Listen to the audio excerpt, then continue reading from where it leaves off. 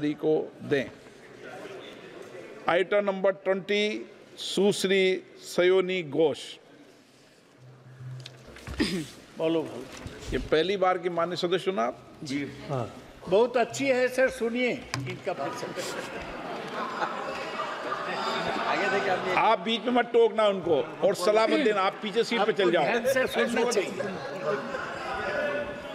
धन्यवाद अध्यक्ष महोदय, आपने मुझे बोलने का मौका दिया। मैं जादवपुर लोकसभा क्षेत्र से पहली बार चुनकर इस सदन में आई हूं और मैं धन्यवाद देना चाहती हूं मेरी लीडर ममता बनर्जी और अभिषेक बनर्जी का और जादवपुर लोकसभा क्षेत्र के सारे वोटरों का जिन्होंने मुझे भारी बहुमत से जिताया और इस सदन में भेज के बीजेपी को एक पैगाम दिया कि पश्चिम बंगाल में माननीय सदन में इन नेताओं को धन्यवाद नहीं होता। आप और ये संदेश सर, ये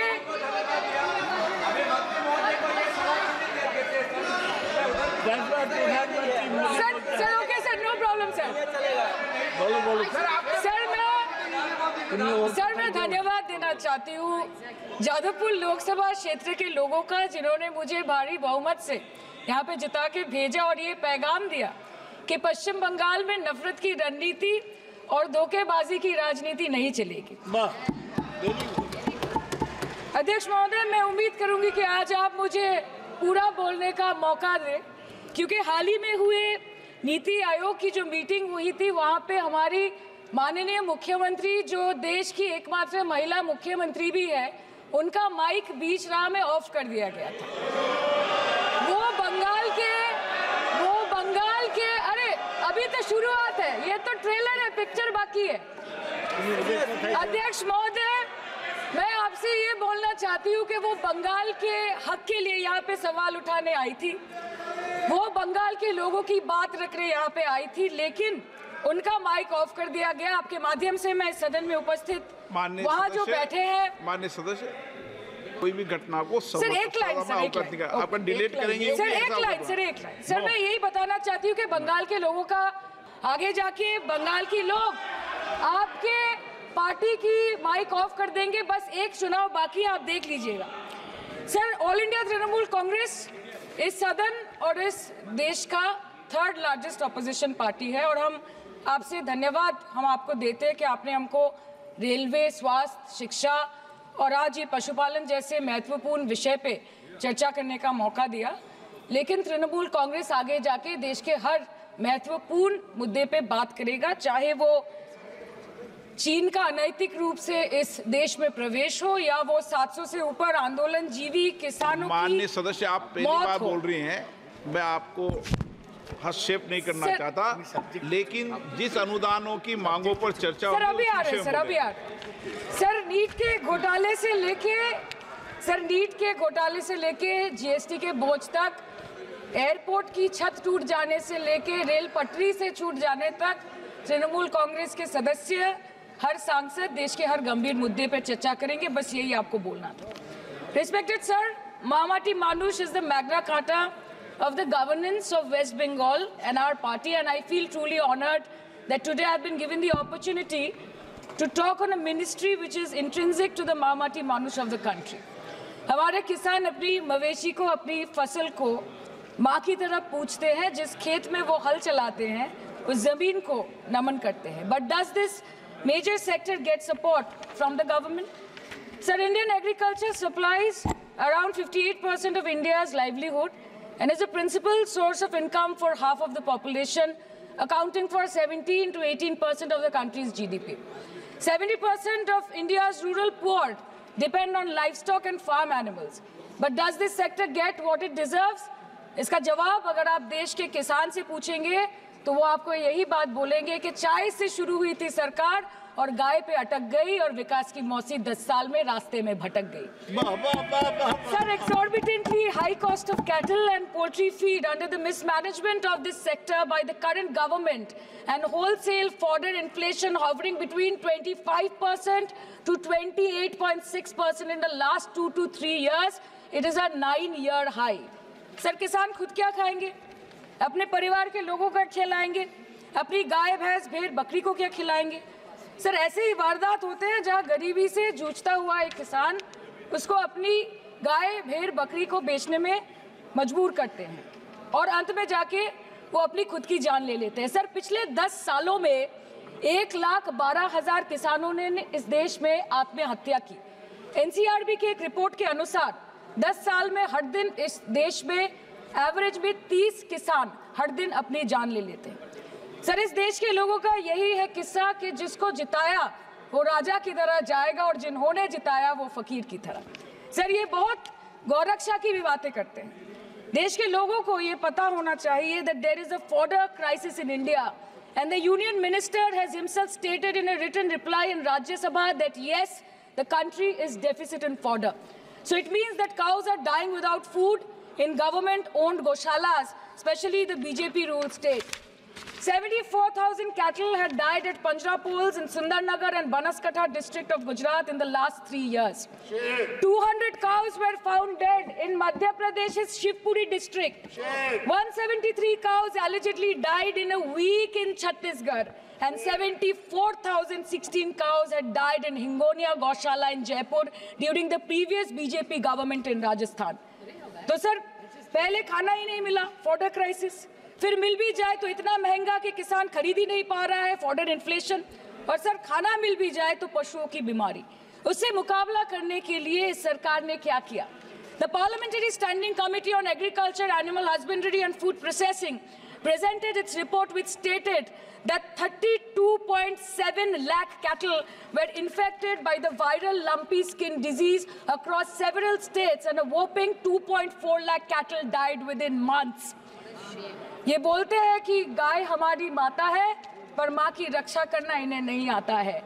अध्यक्ष महोदय, हम सब जानते हैं कि इस मिनिस्ट्री के अंतर्गत डेयरी भी आता है और भारत इस पूरी दुनिया में दूध के उत्पादन में नंबर 1 है, contributing to almost 24.46% of global milk production. But since the government has not been able to bridge the gap between demand and supply, it has successfully turned the country from being the largest producer of milk to an importer of milk. In the last 10 years, due to the stagnation in milk production, the gains of white revolution has been systematically whitewashed. The dairy farmers are forced to throw buckets of milk on the highway protesting against meager remuneration for their produce. And the price of milk, on the other hand, has increased by a massive 55% in the past 10 years. It was rupees 36 per litre in 2014 and now rupees 56 per litre in 2024. When this government came to power, the first thing the milk producing companies regulated by it did was to increase the price of milk by rupees 2 per litre. This was their revenge on the people of India for not providing a majority to the BJP. आम आदमी के दूध, छाछ, लस्सी, दही, पनीर पर 5% की GST, cream, condensed milk, मक्खन, घी पर 12% की GST और अमीरों के हीरो पर सिर्फ 1.5% की GST।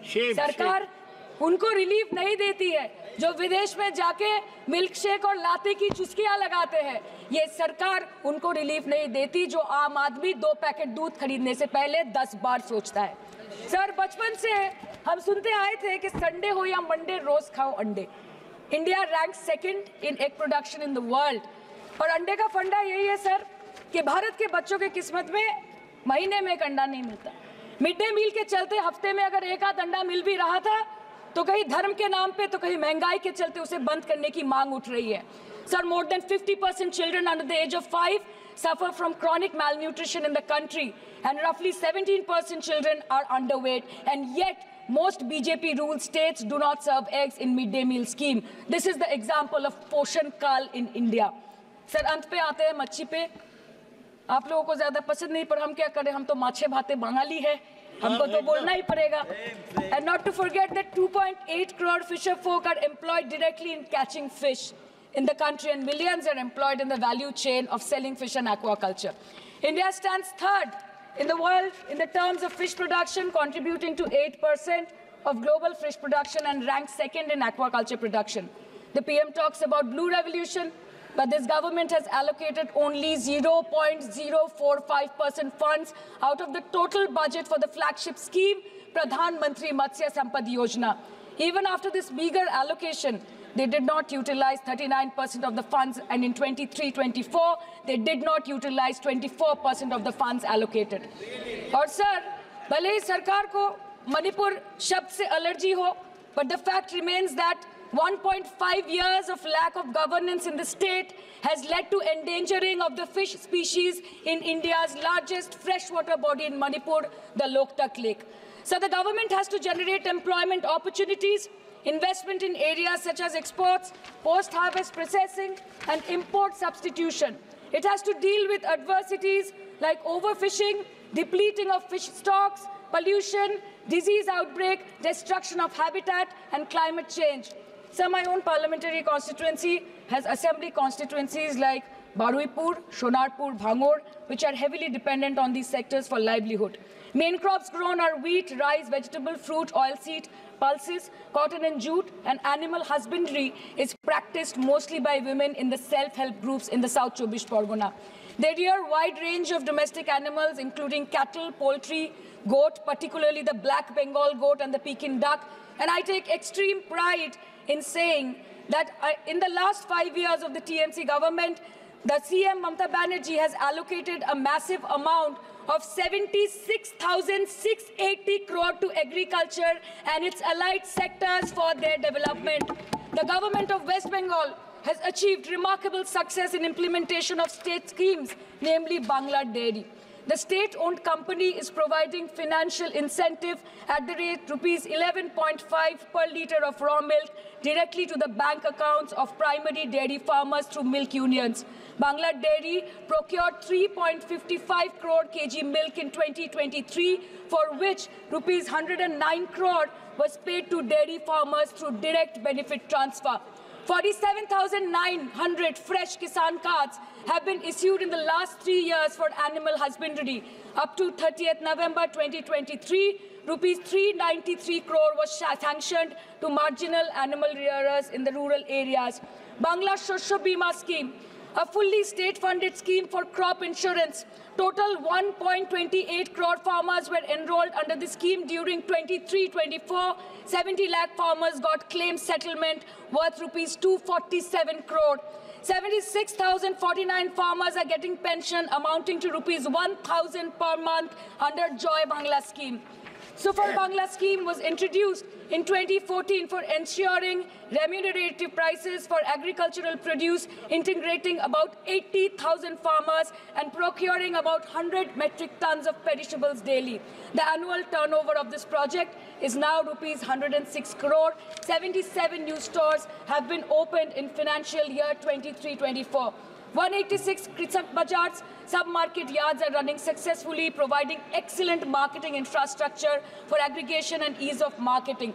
And to be mentioned that West Bengal is one of the largest cold storage capacities in the country at more than 87 lakh metric ton with 620 cold storages. New investment of rupees 239 crore is upcoming in this sector this year with an employment opportunity for nearly 20,000 people. अरे उधर वाले बता इसमें बुरा क्या है, हवा के चार झोंके अगर इधर से भी गुजर जाए तो.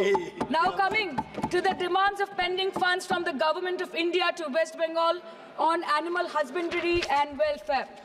50% of the central share, rupees 12.72 crore for financial year 23-24, being the recurring expenditure for mobile veterinary units, is pending with the government of India. Government of West Bengal requested for sanctioning an additional 126 MVUs for 24-25. However, it was regretted, citing want of funds.